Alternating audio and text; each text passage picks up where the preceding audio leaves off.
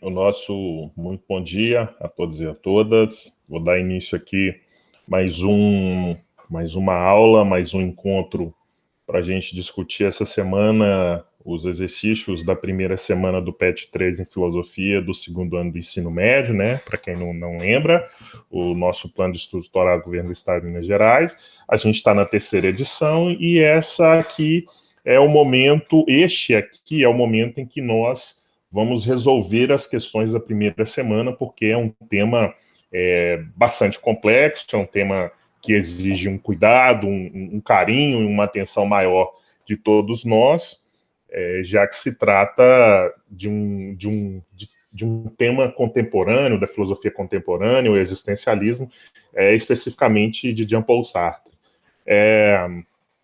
A segunda semana também é dedicado a um outro autor existencialista, que é o Martin Heidegger, e então, se eu tivesse organizado esse PET, já que se resolveu trabalhar com existencialismo, eu teria começado com Heidegger e depois com Sartre, que é a ordem cronológica de como essas reflexões se deram dentro da história da filosofia, mas é o que está aqui, então a gente vai avançar dessa forma. Eu já coloquei aqui de bate-pronto a nossa apresentação.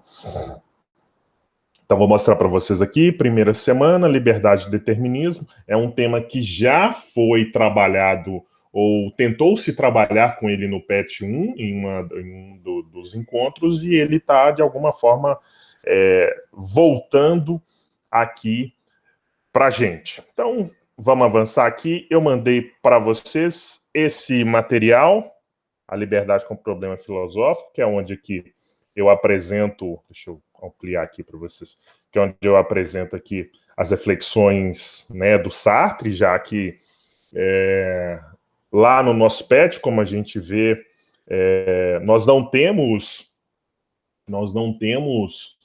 uma explicação mais acabada, uma explicação mais detalhada, assim podemos dizer, sobre o que é o existencialismo, quais questões esses pensadores estão discutindo. Então, a grosso modo, o existencialismo ou filosofia da existência é uma corrente filosófica contemporânea que se colocou na Europa entre a Primeira Guerra, entre as duas guerras, e teve um desenvolvimento, dominou a cena cultural europeia, sobretudo após a Segunda Guerra Mundial. Não é muito difícil da gente entender por que esse fascínio com a filosofia existencialista. Porque uma Europa dilacerada moralmente pela guerra, com milhões de mortos, economicamente arruinada e com a ascensão política de regimes autoritários, com a fome, com a perda de liberdade, tudo isso dá uma centralidade, dá uma valorização grande para a questão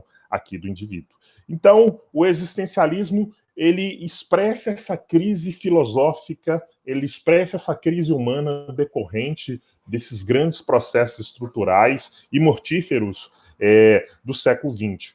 Do ponto de vista filosófico, o existencialismo, ele questiona e coloca em xeque as grandes construções, as grandes narrativas filosóficas construídas no século XIX. Porque essas grandes narrativas, essas grandes construções filosóficas do século XIX eram construções muito positiva, vamos assim dizer. Não é só o positivismo, diga-se de passagem, aqui envolve o idealismo do Hegel e dos românticos, o positivismo lá do Auguste Comte e o marxismo, né? São todas correntes, são todas formas de pensamento baseada num otimismo muito grande, numa crença do progresso da história humana. E o existencialismo, ele é a crise desses paradigmas filosóficos. O existencialismo considera que o homem é um ser finito, jogado no mundo, e ele é marcado constantemente por situações problemáticas e dilacerantes, como a que a gente está vivendo a pandemia do Covid-19. Então, o existencialismo tem por objeto concreto o homem, o indivíduo, singular na sua vida e principalmente no seu projeto, no que ele faz com a sua vida, no que ele pode ser, né? No que a sua essência pode expressar. Então, a grosso modo, eu gosto, é importante fazer esse esclarecimento aqui também. As três regiões do ser. Isso aqui vem de um filósofo austríaco, o Edmund Husserl. O Edmund Husserl dividiu a forma como nós somos, o nosso ser, a nossa alma, vamos assim dizer, em três regiões, ou em três momentos. Então, ele vai dizer que aquilo que nós somos, ou seja, o nosso ser, ele teria três situações, três momentos. Uma situação ou uma região que ele chama do em si, que representa o mundo, os objetos, ou seja, as coisas que estão exteriores a mim.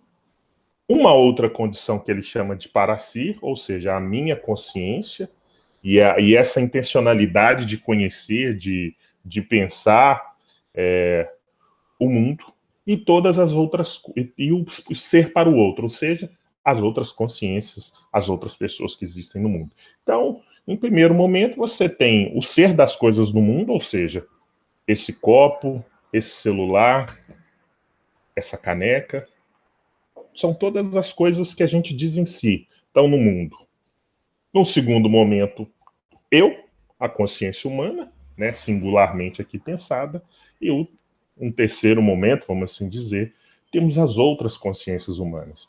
O que é interessante aqui é que, no caso das outras consciências, ou seja, das pessoas que são diferentes de mim, por óbvio, elas podem, há um reconhecimento, porque elas são pessoas conscientes, assim como eu sou, só que elas também integram o primeiro grupo, ou seja, elas também integram as coisas que estão no mundo. Aí, feito essa apresentação rapidamente, vamos passar aqui para as atividades.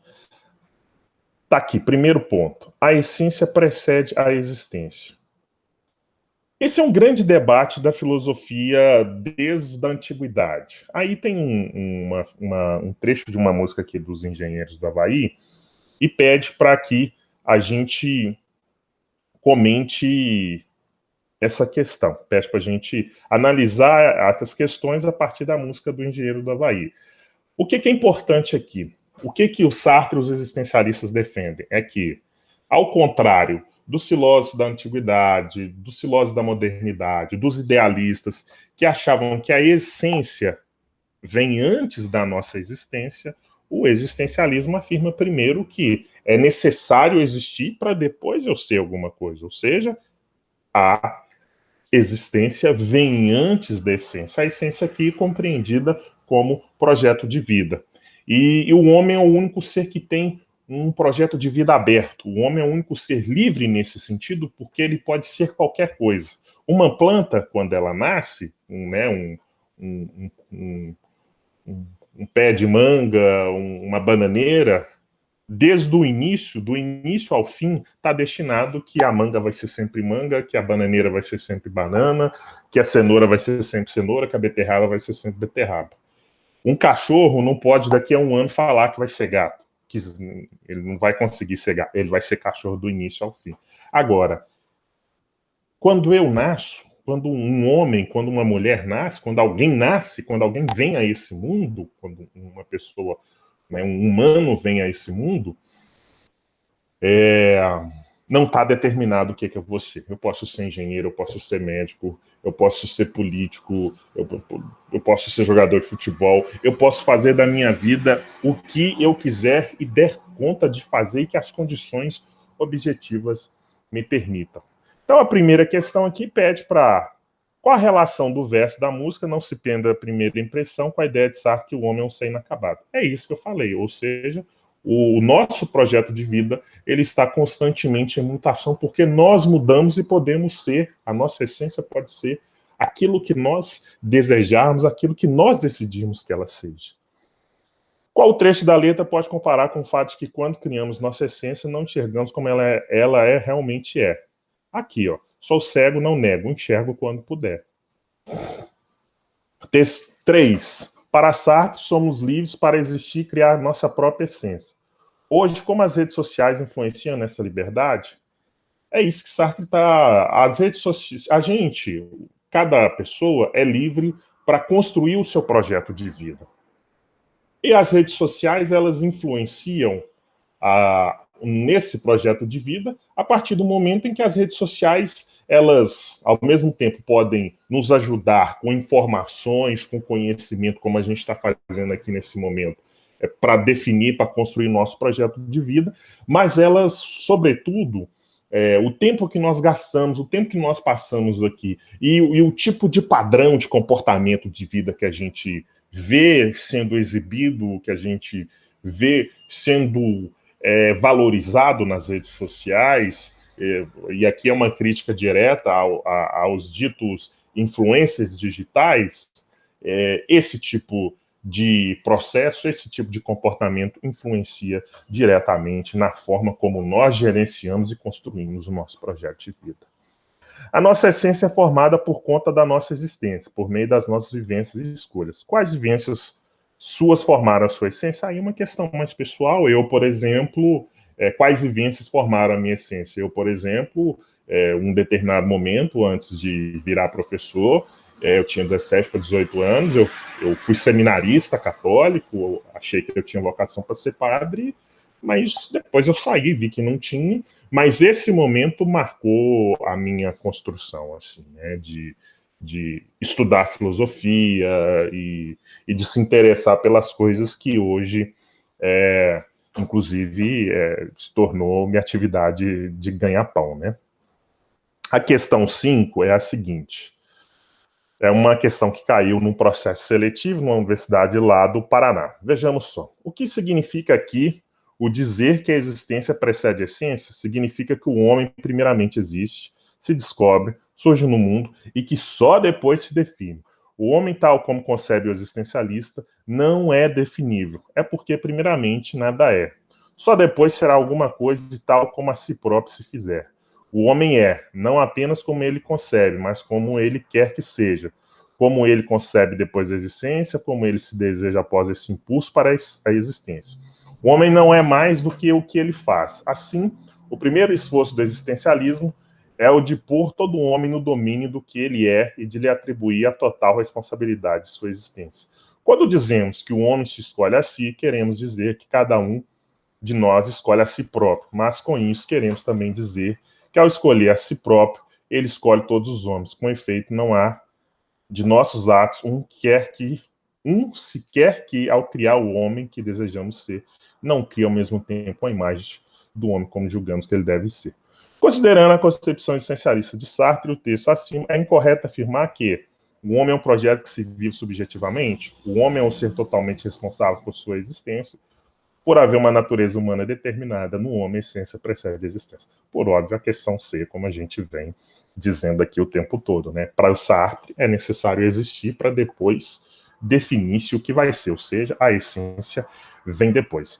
Questão 6.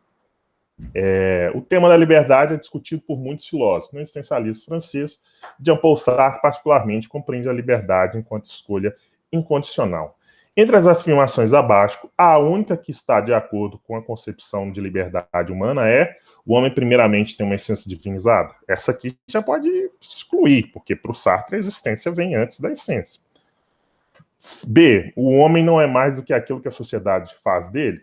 Pode excluir, porque nós somos livres incondicionalmente para o existencialismo.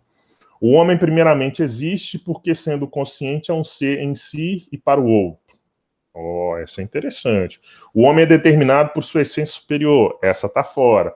O homem, primeiramente, não é nada. Só depois será alguma coisa e tal como a si próprio se fizer. Se a gente ver o texto, a gente vai entender aqui que a letra E é a correta. Por quê? Porque primeiro nós não somos nada. A gente existe e só depois o nosso projeto de vida é construído pelas escolhas e pelas decisões que a gente tomar. Essas questões da página 105, 106 aqui estão bem tranquilas, é só ler o texto da Ayn Rand e vocês conseguem resolvê-lo. Eu achei importante aqui avançar nessas questões do Sartre, porque elas são mais complexas, ok? Então é isso. Estou aqui sempre à disposição de vocês, gosto muito dos nossos encontros, estou aprendendo também a utilizar essas ferramentas, e vamos continuar com mais filosofia aqui no nosso canal. Forte abraço.